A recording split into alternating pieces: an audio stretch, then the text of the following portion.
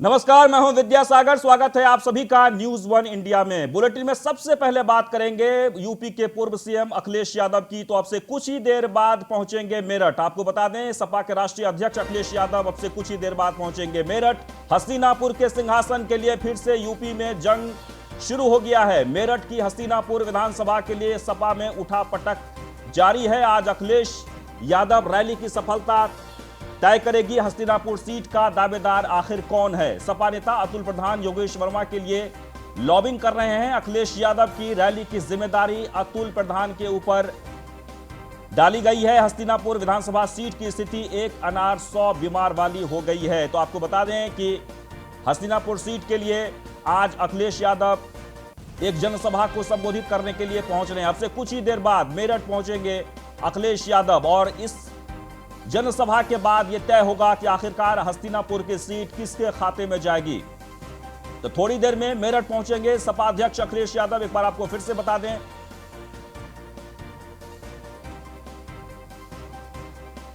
आज मेरठ में एक जनसभा का आयोजन किया गया है जिसे संबोधित करेंगे समाजवादी पार्टी के राष्ट्रीय अध्यक्ष अखिलेश यादव। एक बार आपको फिर से बता दें, मेरठ की हस्तिनापुर विधानसभा के लिए सपा में उठापटक जारी है। सपा नेता अतुल प्रधान योगेश वर्मा के लिए लॉबिंग कर रहे हैं और ऐसे में आज बहुत ही महत्वपूर्ण है ये जनसभा को संबोधित करेंगे। अब से कुछ ही देर बाद अखिलेश यादव मेरठ पहुंचेंगे। हस्तिनापुर विधानसभा सीट की स्थिति क्या होगी आज जनसभा पर बहुत कुछ डिपेंड करता है। एक बार आपको फिर से बता दें, अब से कुछ ही देर बाद जनसभा को संबोधित करने के लिए पहुंचेंगे अखिलेश यादव। अखिलेश यादव मेरठ पहुंच रहे हैं। दिनेश खटीक के विवादों में घिरने से सीट पर दावेदारी ठोक रही है सपा। थोड़ी देर में मेरठ पहुंचेंगे सपा अध्यक्ष अखिलेश यादव।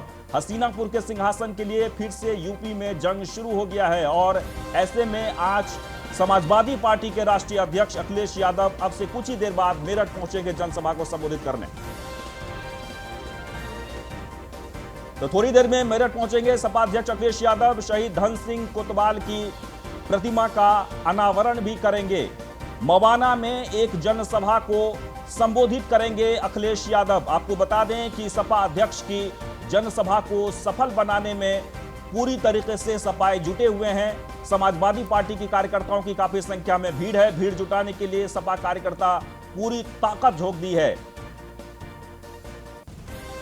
तो माना जा रहा है कि सपा प्रमुख अखिलेश यादव आज मेरठ में होने वाली जनसभा के माध्यम से मिशन 2022 का आगाज भी करेंगे। आपको बता दें कि मिशन 2022 को लेकर भी तैयारी शुरू हो गई है और ऐसे में आज जो मवाना में जनसभा है, इस जनसभा के बाद से मिशन 2022 का भी आगाज हो जाएगा, ये माना जा रहा है। मवाना में एक जनसभा को संबोधित करेंगे अखिलेश यादव। अब से कुछ ही देर बाद अखिलेश यादव उत्तर प्रदेश के पूर्व मुख्यमंत्री, समाजवादी पार्टी के राष्ट्रीय अध्यक्ष, अब से कुछ ही देर बाद मेरठ पहुंचेंगे और मवाना में जो एक जनसभा का आयोजन किया गया है, जनसभा को संबोधित करेंगे।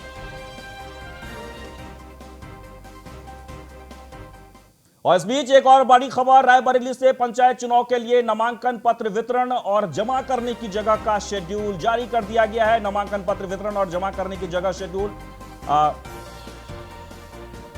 डीएम ने जारी किया। एक बार आपको फिर से बता दें, अतिरिक्त मजिस्ट्रेट सिटी मजिस्ट्रेट न्यायालय से नामांकन पत्र खरीद सकेंगे उम्मीदवार। जिला पंचायत सदस्यों के नामांकन पत्र खरीद सकेंगे उम्मीदवार।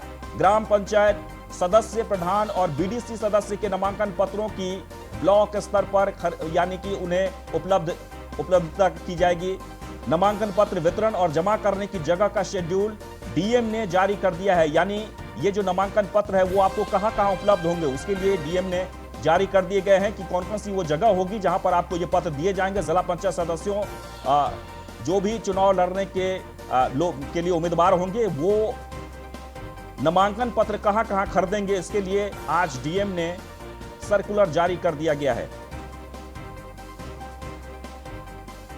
और इस बीच लखीमपुर खीरी से बड़ी खबर, पंचायत चुनाव के मद्देनजर 20 उपनिरीक्षकों में फेरबदल किया गया है। एसपी विजय डोल ने 20 उपनिरीक्षक के कार्य क्षेत्र में बदलाव कर दिया है।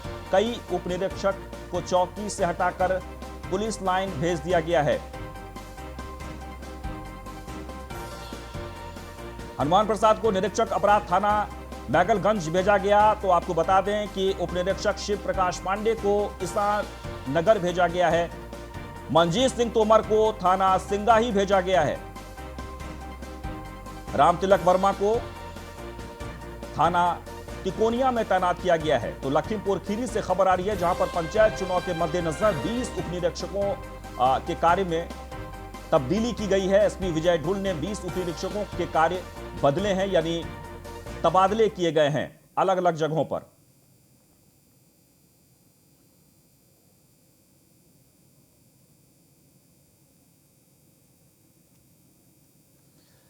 तो एक बार आपको फिर से बता दें कि पंचायत चुनाव के मद्देनजर तैयारी शुरू हो गई है और ऐसे में लखीमपुर खीरी में 20 पुलिस उपनिरीक्षक के कार्य को बदले गए हैं, यानी कि फेरबदल किया गया है, एक जगह से दूसरे जगह पर तैनात किया गया है।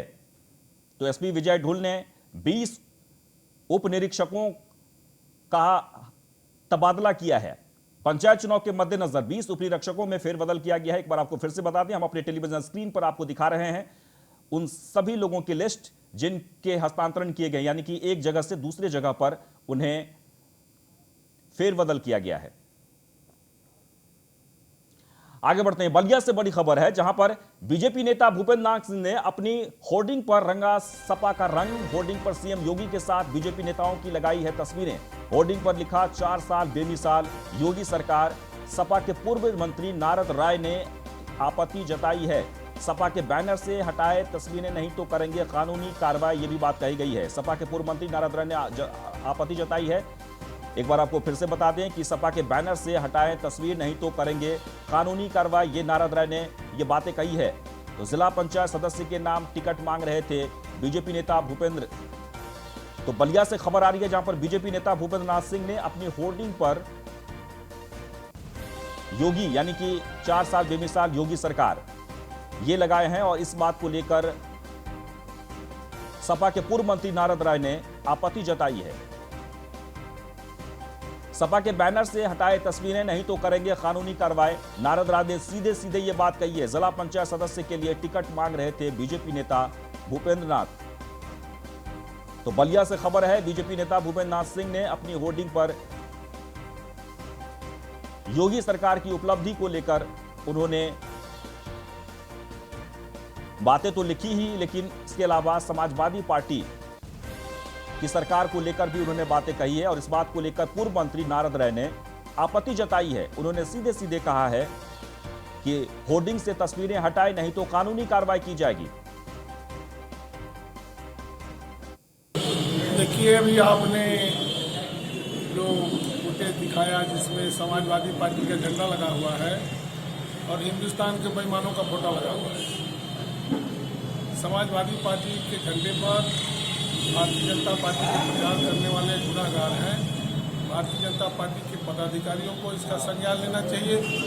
और अभी इस सवाल पर मैं संगठन के हमारे राजन कनौजिया जी हैं, इनसे हम लोग बयान जारी करवा रहे हैं। इसका दुरुपयोग किया जाएगा तो हम लोग के खिलाफ कानून।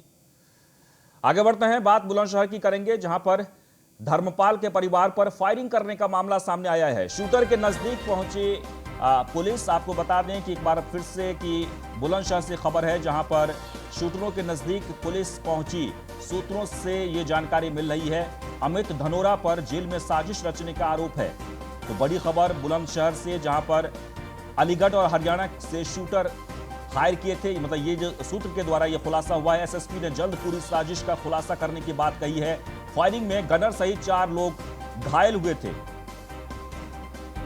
इलाज के दौरान धर्मपाल के बेटे संदीप की मौत हो गई थी और इस मामले में जो पुलिस तहकीकात कर रही है उसमें यह कहा गया है कि धर्मपाल का नोएडा के एक निजी अस्पताल में इलाज चल रहा था। कोतवाली ककोट धनोरा गांव का यह मामला है, जहां धर्मपाल के परिवार पर फायरिंग करने का मामला, यानी कि इस मामले में जो खुलासा हुआ है वो ये कि सूत्रों के से जानकारी मिल रही है कि बहुत करीब तक पुलिस पहुंच चुकी है। अमित अलीगढ़ और हरियाणा से शूटर हायर किए थे, यानी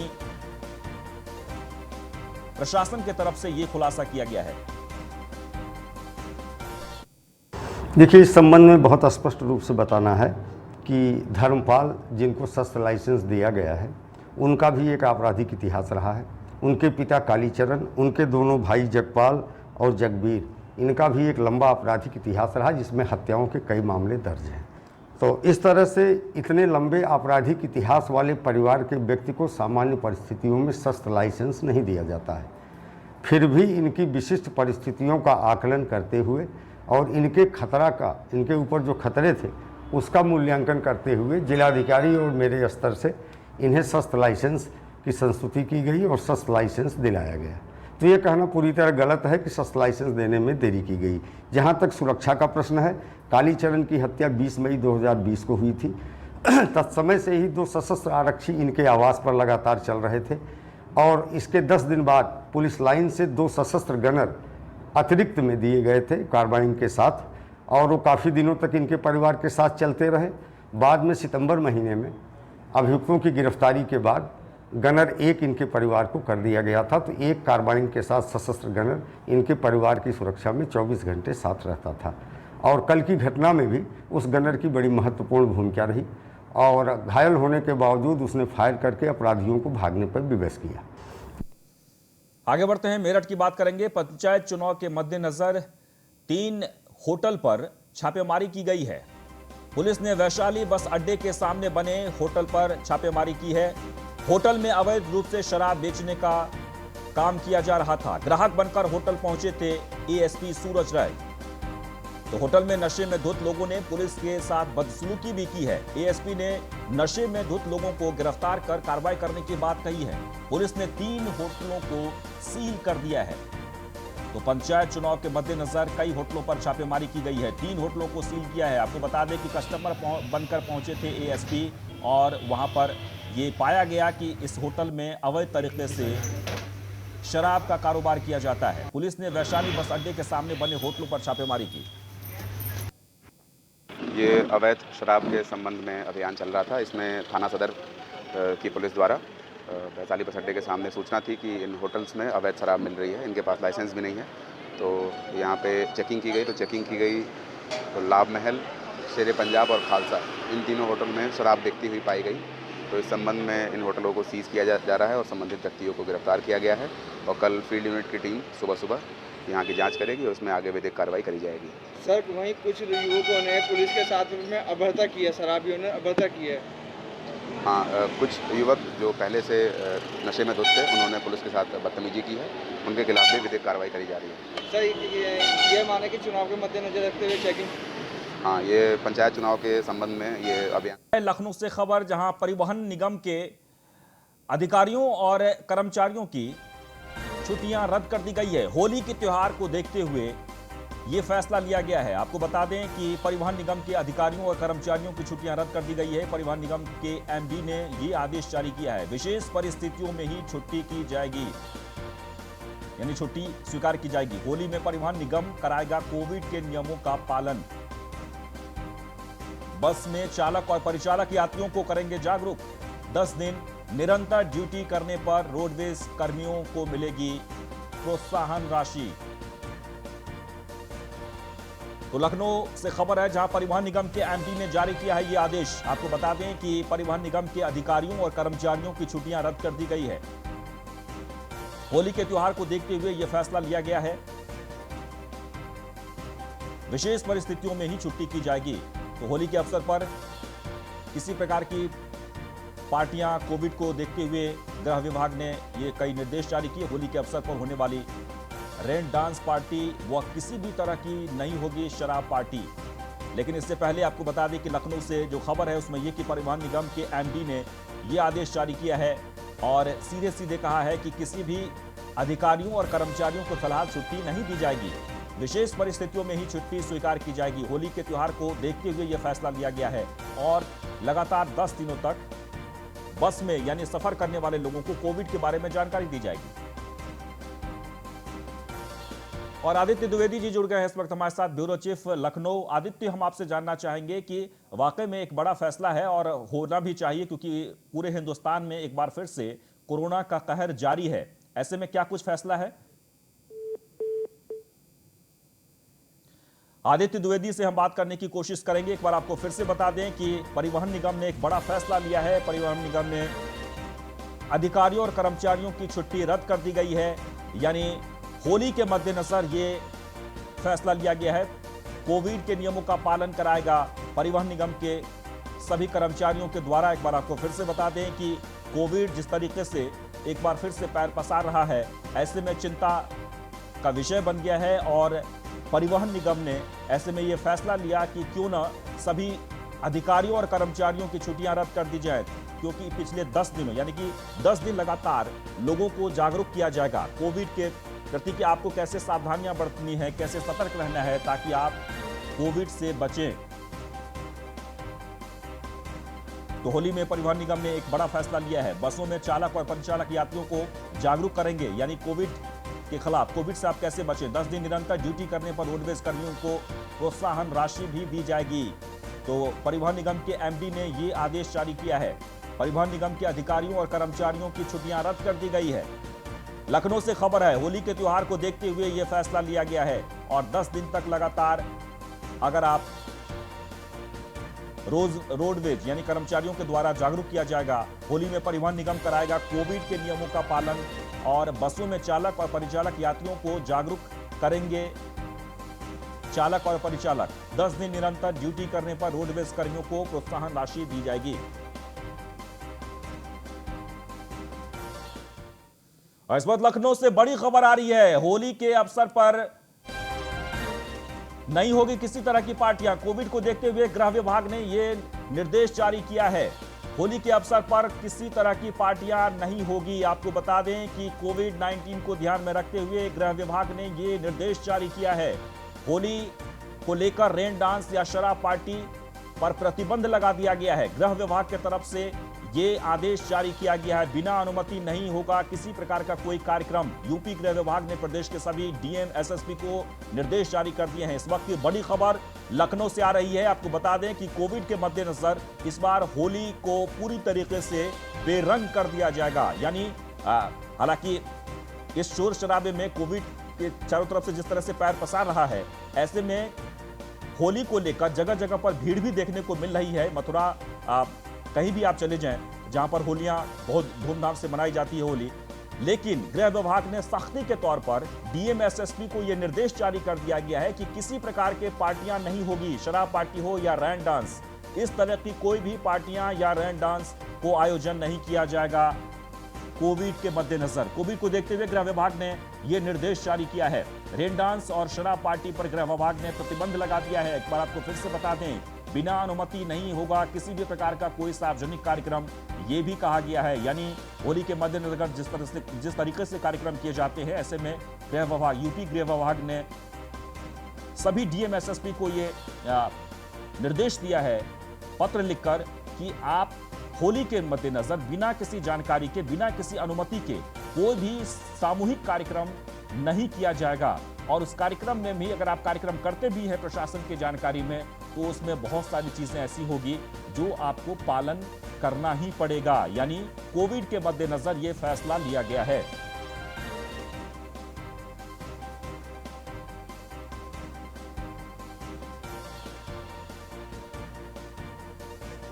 और एसके वाजपेयी जुड़ गए हैं इस वक्त हमारे साथ फोन लाइन पर। एसके वाजपेयी जी, हम आपसे जानना चाहेंगे क्या कुछ फैसला लिया गया है गृह विभाग से? बिल्कुल, गृह विभाग और साथ ही साथ उत्तर प्रदेश मुख्य सचिव की तरफ से सख्त दिशा निर्देश होली को लेकर जारी किए गए हैं। और इन दिशा निर्देशों में ये साफ किया गया है कि किस तरीके से कोरोना को रोका जाए और होली के त्योहार और बाकी जो त्योहार पड़ेंगे उन पर किसी प्रकार की कोई रोक ना लगाई जाए। तो उसको देखते हुए ये दिशा निर्देश जारी हुए हैं, जिसमें कोई भी सार्वजनिक आयोजन नहीं होगा, रेन डांस पार्टी का आयोजन नहीं होगा, किसी तरीके का जुलूस नहीं किया जाएगा। अगर कोई भी आयोजन करना है तो उसकी पूर्व अनुमति लेनी होगी और अनुमति भी मिलने के बाद सोशल डिस्टेंसिंग, मास्क और सैनिटाइजर, जो निर्देश उत्तर प्रदेश सरकार की तरफ से गाइडलाइन में जारी किए गए हैं, वो सभी फॉलो करने होंगे। कहीं न कहीं बहुत सारी चीजों को लेकर यह गाइडलाइन जारी की गई है, जिसमें कक्षा 8 तक के जो विद्यालय हैं वो 24 से 31 मार्च तक बंद रहेंगे। जो 8 से ऊपर के कॉलेजेस हैं वो 25 से 31 मार्च तक बंद रहेंगे। ऐसे प्रदेश जहां पर कोरोना तेजी के साथ फैल रहा है, उन प्रदेशों से उत्तर प्रदेश आने वाले लोगों की जांच अनिवार्य तौर पर कराई जाएगी। और अगर एंटीजन जांच में उनको कोई दिक्कत आती है तो ऐसी स्थिति में उनको तत्काल हम कहें कि उनको आरटीपीसीआर कराकर क्वारंटीन कराया जाएगा।